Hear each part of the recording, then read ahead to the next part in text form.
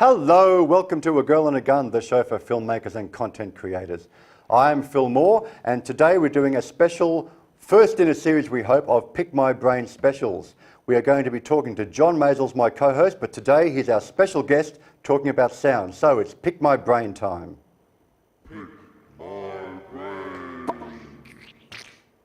Hello, John. Hi, Phil. So, okay, today we're going to talk about audio and microphones in particular. Yeah. But, okay, well, how did you get into audio and microphones? You know, I started really early. I started when I was a kid. In fact, I started playing with telephones. You know, you have the microphone and telephone, hello, hello, hello. Yes. And they were the old carbon microphones. And so I cut my teeth playing with microphones that really didn't sound very good at all. Pulling apart telephones? Yeah. How did that then lead into a career in television Well, and it's audio? sort of, yeah, that's a much longer story, but my dad was a recording engineer, so I was actually exposed to microphones from a very, very early age. Like, you know, I think 6 months was when I did my first sound effect. So was my dad, in fact, he was a musician, but that's another story as well. Okay, we're going to talk microphones today. Yeah. So, starting from basic fundamentals, what is a microphone, for those that don't know? Very simply put, a microphone is a device that converts acoustic energy into electrical energy. So you put your hand in front of your mouth, and you can feel the acoustic energy. The job of the microphone is somehow to turn that into something that can go down a wire and be connected to a piece of electronics. So what we're basically doing is converting what is an analog signal in the air, moving air, into an electrical signal somehow. Yes, which is also, by the way, an analog signal. Well, so in terms of electronics, yes, it's an analog electronic and digital signal. comes entirely Exactly. later. We That's won't even go there. No, we're not going there. That's another story completely. It is. All right, so there's a few different ways that microphones can do this. Yeah. Let's go through the basics. How many types of ways are there? Okay, there are sort of 3 classes of microphone that we deal with these days. There's actually 5 or 6 types, but mostly these days we deal with 3 types of microphones. And they are dynamic microphones, and a dynamic microphone works by having a coil that moves around a magnet, and because the coil is moving, the coil is connected to a diaphragm, so you talk, hello, and the diaphragm is connected to a coil, the coil moves, and electricity comes out. Which is the exact same way that a speaker works in reverse, basically. It is, in fact, exactly the reverse of a speaker. Yeah. The second type of microphone is a condenser microphone.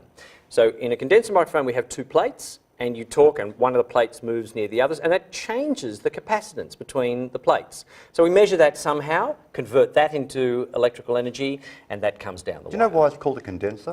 Well, because, and actually I don't. I thought you were going to ask me a different question there. No. Well, yeah, it's lost in the history of the mists of time, and we'll find that out. I'm an audio guy, and I've never quite known myself. Yeah, so I just but wondered. I can tell you why a ribbon microphone is called a ribbon microphone. Okay, that's the third type. Because you have literally a piece of ribbon that sits, so it's a very, very thin piece of aluminium that then sits again in between the poles of a very powerful magnet, and the ribbon microphone moves backwards and forwards, and because it's moving in an electric field, it generates a current. A lot of magnets in these things. Okay, do we have some examples of each of these types here? Okay, well, look, let's, before I get on to that, this is something I need to say. We're going to talk about microphones from a number of different perspectives. Well, yes, we just talked about how the sound is reproduced. Yeah, but in fact, when you talk about a microphone, you really need to talk about what type of microphone it is. You need to talk about whether it is directional or not, or what we call the polar pattern, so where it receives the sound, and we'll talk about that. You need to talk about how the microphone is actually managed. So there's a whole heap of things, and we'll talk about all of those. Yep. But something that is a really important point, which is that microphones all sound different. Every microphone does have its own unique sound. Now, what we'd like is a microphone that is completely transparent. I don't. I know. There is actually no such thing as a Coming from a musical microphone. background, it's great that we have microphones that have a different sound. You can use them for different purposes. You can. But in general, what we'd like, the nirvana, is actually a microphone that doesn't sound like a microphone at all. So that every microphone would sound the same when you put them. It's physically impossible. Let me just make one point, which is when you're testing microphones, when you're comparing them, you really need a good reference. Yeah, you won't be sure what the microphone sounds like. So I'm just going to show these. These are my favourite headphones. These are actually Sony MDR V6s. This is the consumer version of this microphone. The headphone. It could be a microphone. It could be a microphone if you talked into it. Hello. Oh, testing 1, 2. It's a speaker after all. Yeah. This is the domestic version of the professional microphone all the soundies use, which is the 7506. Yeah. Interestingly, I've never been able to find anybody who can tell me what the difference is between the two headphones, except that one costs 3 times as much as the other. Yeah, so a good pair of headphones, but it doesn't have to be the expensive one. Yeah, as long as you know what they sound like and you use the same reference to compare everything. And for those watching, I'll also say we're about to do some microphone tests. Make sure you're listening to these examples on a good set of headphones or speakers. Yeah, wind up everything. Okay, so now let's just talk about how we mount the microphone. So microphones can be mounted on all kinds of different paraphernalia. So you get microphones that put on stands. We know a microphone stand. Yeah. You get microphones on a boom. You remember the Norman, which we'll show you later. Yeah, well, we'll show you a pole because in film we often put a microphone on the end of the pole. Yeah. And of course we have the hand microphone. So an example of a hand microphone would be right here. That would be a hand microphone. Yes. And we can give a hand to our studio crew who made that happen. So styles of microphones, but different a microphone can be held in your hand. It could still be a directional microphone, only pointing one way, or... So that's the polar pattern you're talking about. Or from all round, or figure of 8. We'll talk about that. We've got some examples of that, haven't we? So well, all right. Look, why don't we go into that? Let's talk about... Let's start with dynamics, well, in fact, let's start with an omnidirectional microphone, and this one happens to be a dynamic microphone. So what I've got here... this is like, hello, here's one I made earlier. It's a bit like a cooking show. So this is a microphone connector, a Canon XLR connector that goes off into the microphone in the control. Which is the common connector, we should say, for any professional microphone. So every microphone that we've got here has this same XLR end. So these two things go together. Let's see, I'm showing it that way. That's it. And so I'll plug these two together, and there it goes. Okay, nice and securely mated, can't come apart. All right. So you said this is omnidirectional. What does that mean? Yeah. So let's talk into this microphone. So we'll turn off the microphone that I'm using here on my lapel, and we'll talk into this microphone now. Now, here I am talking into this handheld microphone. It's the hand again. And I'm talking into the front of it. And your brain says, well, actually, it's only going to work if you talk in the front. In fact, this is an omnidirectional microphone, so it doesn't matter which way round I point it. I could talk into it from any direction. As long as the distance from my mouth doesn't change, the sound should be almost identical. So it'll pick up sound from almost anywhere around it. Yeah. And that's quite good for a hand microphone when you're doing interviews, because if you're talking like this and then over to there and you move over to here, you don't actually want the person you're interviewing to be off the back of the microphone. If I suddenly interrupt you, I want to hear me. Exactly. You want to be able to do that. Whereas if this was a directional microphone and I was pointing at my mouth like that, you would now not be terribly audible. The trouble with that is, though, it's also going to pick up everything else. It does. It does. And so that tends to mean you sort of work nice and close to it. Yeah. Now, the microphones that we're wearing here on our lapels, these are lapel microphones, but they're also omnidirectional. Also known as lavalier sometimes. Sometimes, the Americans will call them lavaliers. Although I think of a lavalier mic as sort of this, this big old thing that hangs in the middle from a cord around your neck. So these are omnidirectional as well. Yeah, and it doesn't matter which way these are pointing. And you'll often see the microphones are pointed downwards. Yeah, but they're a lot smaller though. Oh yeah. So it doesn't matter. Well, the thing about the tiny microphone is that it becomes easier to hide and easier to disguise and less obtrusive. But, we use these microphones typically on television. Japanese use little microphones that come up like that. Directional microphones sitting on the desk. It's just a style thing. But sure, it doesn't matter if this microphone is pointing up or pointing down, it will sound exactly the same. So that's omnidirectional. That's omnidirectional.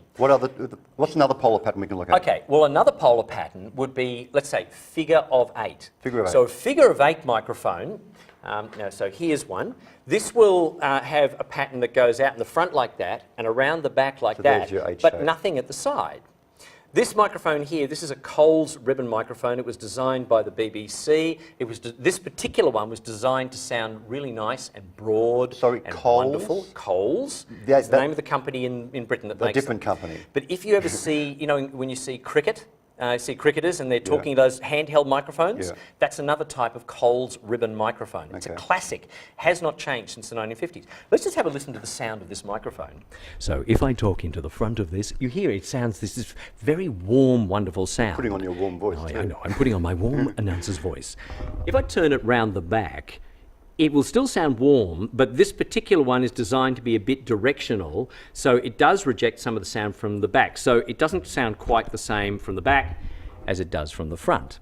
But here's the really dramatic thing. Have a listen to this from the side. So now I'm talking into this very much side on, and it's like we're talking to a ribbon. It's like if you talked into a piece of paper side on, it's not going to move very much, and that's exactly what the ribbon isn't doing. And in fact, what you folks are hearing is probably more spill from my microphone than anything through that. Probably, yes. Probably more like that. The old chisel microphones that you used to see on the radio shows in the 30s and 40s, there were ribbon microphones because that was the style of microphone they used most often in those days.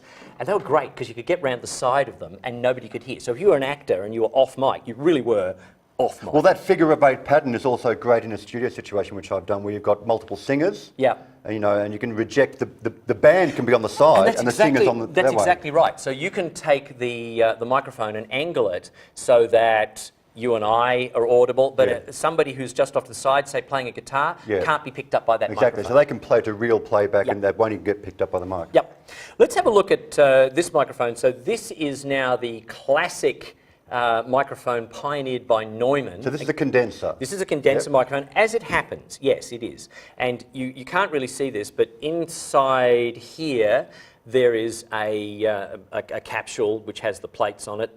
This is what we call a large capsule microphone. They also talk about a 1-inch capsule, so 25 millimetres in the new money. And this is designed to be directional. So we'll just connect in this microphone. We'll wait for it to settle down. Because the power for this microphone has to come remotely. So you have to do that with condenser microphones. They've got to get their own power. Yeah. Unlike the dynamic. The dynamic microphone generates the electricity in the head of the mic. The condenser microphone actually requires an amplifier inside the head, or all the electricity will be lost, all the energy will be lost. So they require a power supply? They do, of one sort. Yeah. We're sending the power up the line here using what's called phantom powering, so the power comes remotely.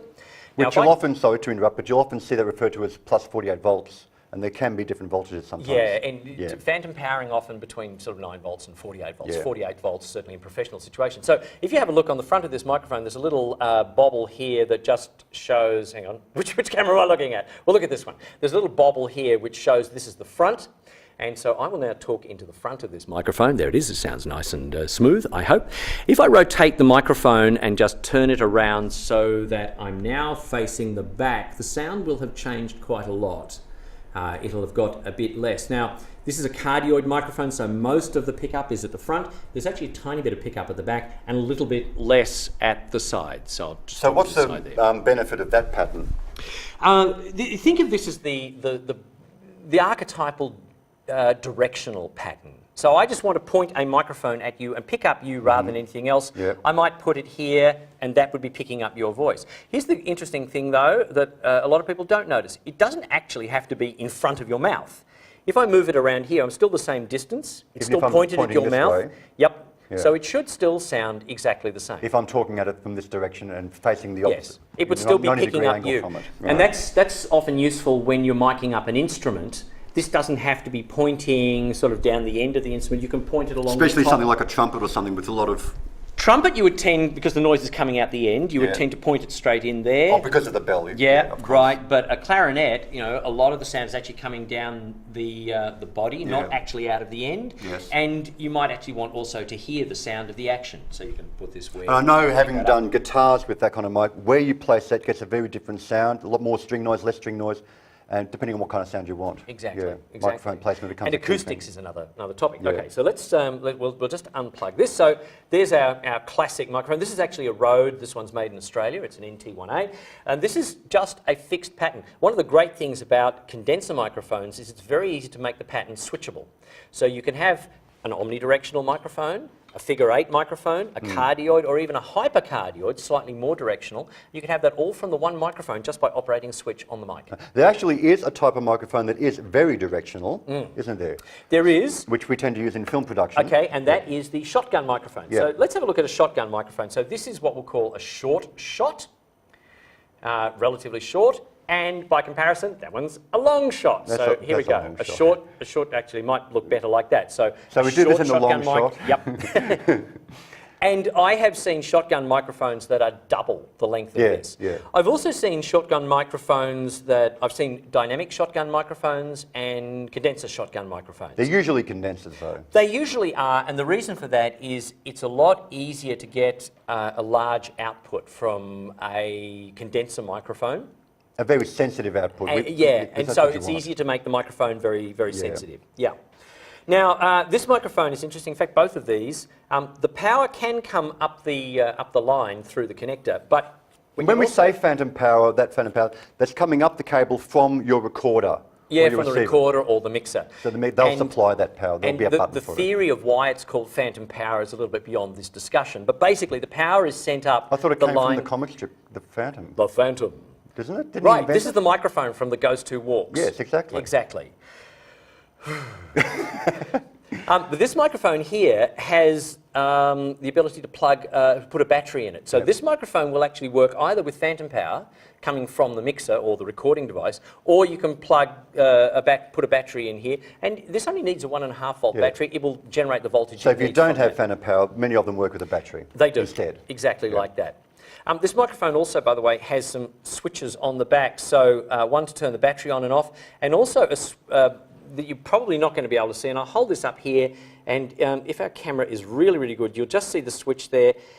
You can set the roll off. So on the left, it's got the flat line, and that says the microphone, what you put into the microphone is what you get out. On the right-hand side, that symbol means a little bit of bass roll-off. So that's the frequency response within the mic. Yeah, and it's exactly as it says. The reason for that is to just get rid of some of the bass, what's in the bass, handling noise, wind noise, and other nasties. Stuff when you're recording, these are mostly used on a film set for dialogue. For human voice. And the reason they're used for dialogue is because you can get one of these microphones a long way from the voice. So let's show the example of the boom mic. We have a boom mic here. So this is the kind of thing that you would have inside this capsule is one of these. You'd have one of those. I won't pull it apart right now. That's right. And there'd be a boom like this, which we can extend. Right? And you can extend this out quite a lot, but I won't do the full extension. There's different ways of connecting this. This just happens to have one with a handle as well. Okay. But this, for example, if you go to a watch, I'm going to stand up here. And the idea is then for this microphone to be out of shot. So I'll keep you pull that out like here. And you normally hold it above the talent like this. Yes. Out of shot. Mainly because sound travels upwards and we want to get a nice clean sound. There we go. You can do it from underneath sometimes, but usually it's best to do it above. So as long as that's pointing down towards my mouth, it will sound pretty much the same. And it's very directional, as you were saying. If I'm pointing at you, if I'm pointing it away, let's go back to the wide shot. If I'm at you, that's fine. If I'm pointing it away from you, it won't pick up much of you at all. And equally, of course, you could have it down below the table pointing up at me. Indeed. So you can move those around. So they're often used on film sets. Let me show you, and I have down here another microphone that I just have to reach down into the bag of tricks and grab. This is one of my favourites, and unfortunately this is no longer produced, but this is like part of a kit. This is a directional head. You recognise that. This is the body of the microphone. So it's got the XLR connector on the end. On the other end, it's got a special connector, and these things screw in. So it's a bit like in a bad movie where somebody's putting the silencer on and I'm about to kill you. Bang. Not quite. By the way, folks, most of these mics we're looking at are black. They don't have to be black.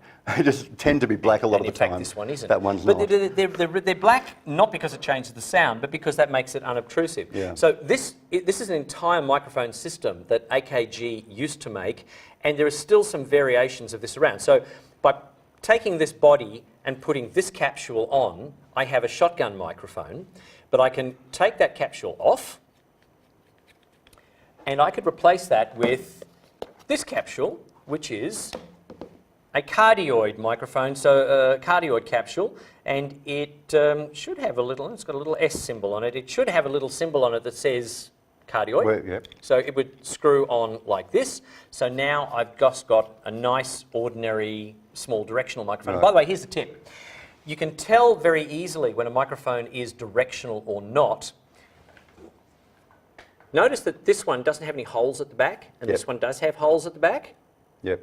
Pretty much a giveaway. This will be an omnidirectional microphone. This will be a directional microphone. So what is the benefit of these ridges? Well, the pattern of holes at the back is how they get the directional pattern.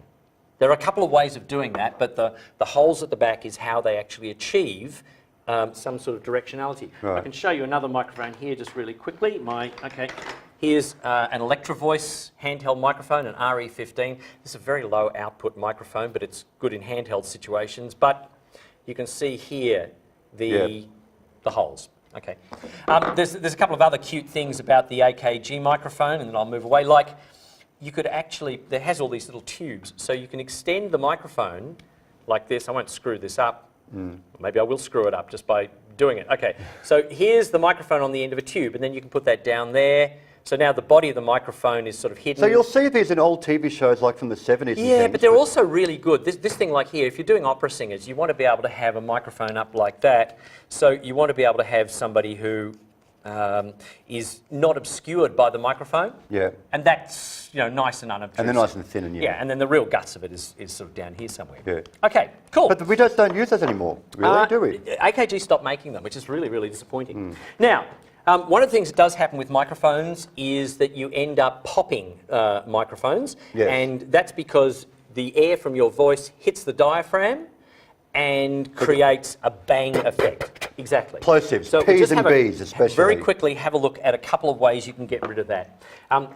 Simplest way is the pop shield, the foam pop shield. So that goes onto one of these. Well, it's designed for one of these. So that helps. Really directional microphones are much more susceptible to wind noise. So the omnidirectional microphone. This one? Yeah. One of the reasons that's so good in an interview situation is because it doesn't... You can do all that. You can do that, it's not worried. Yep. This one, a bit more. You really need a pop shield on this.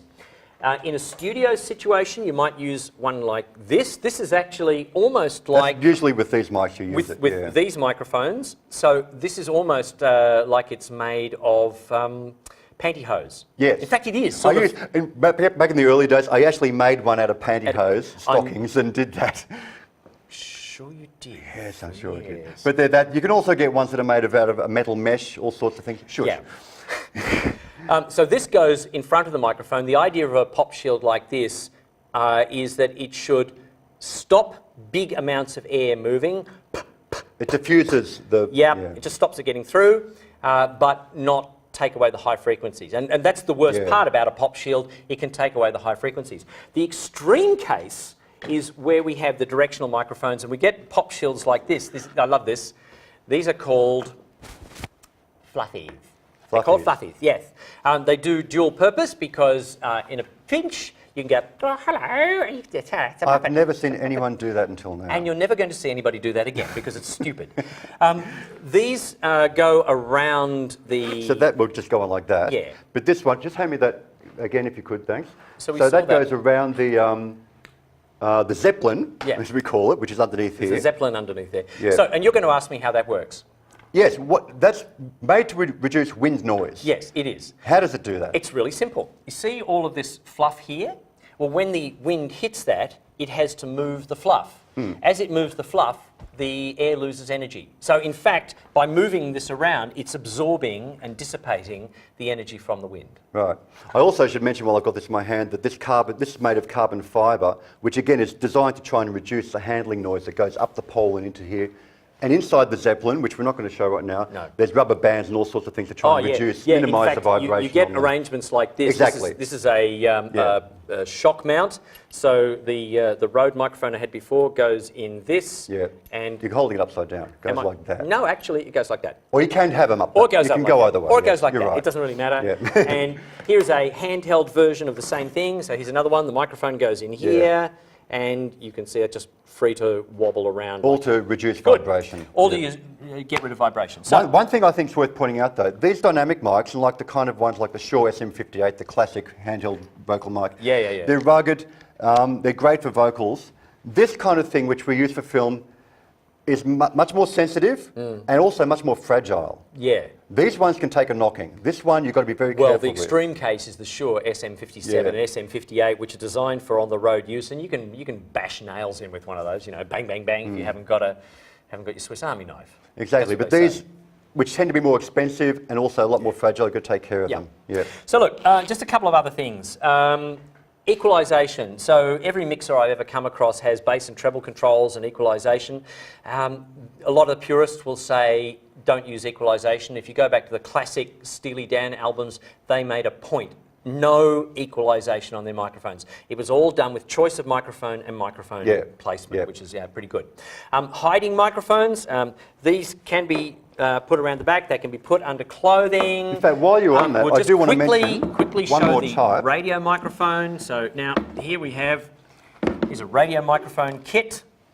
So this is what we're wearing now, receiver similar end, to this. yeah, and this is the transmitter end. These are also from Sennheiser. Okay, and here's a tiny little microphone capsule, and there are microphone capsules even smaller than that, and there are even microphone capsules that are completely waterproof. I saw one demonstrated by being dunked in a can of Coke. But the idea is it goes into there via radio, comes to this receiver, which can be a certain amount of distance away. And you can bury this under clothing if you're careful, and then maybe you do need some equalisation to raise the high frequency. Well, in film, we'll often bury that in the cleavage or under the shirt collar or just in here or in the hair even sometimes. Can I just say, nobody's ever buried a microphone in my cleavage and I no longer have enough hair to be useful. So we won't even go there. Hair on the chest is a problem for these actually. And that's also a topic.